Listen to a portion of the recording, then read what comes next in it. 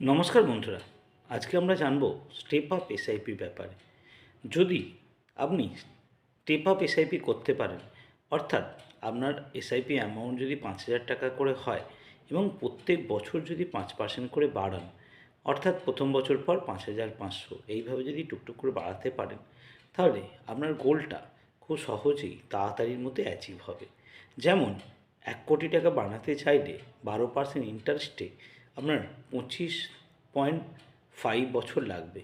আর যদি আপনি 10% করে প্রত্যেক বছর বাড়ান, তাহলে 20 বছরেই আপনার সেই গোলটা অ্যাচিভ হয়ে যাবে।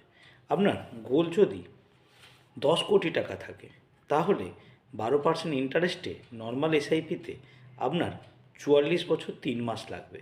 আর যদি আপনি স্টেপ আপ এসআইপি করেন, তাহলে সেটা 36 বছরে কমপ্লিট হয়ে যাবে।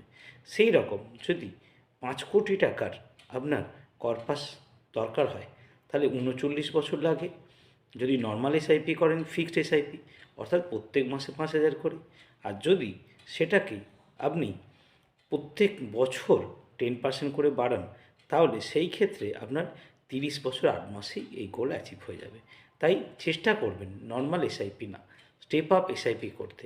আর মার্কেট যখন অনেকটা নেমে যাবে, যদি লামসাম থাকে তাহলে ইনভেস্ট করবেন, তাহলেই কিন্তু অনেক টাকা আপনি অ্যাচিভ করতে পারবেন। ভালো থাকবেন, সুস্থ থাকবেন।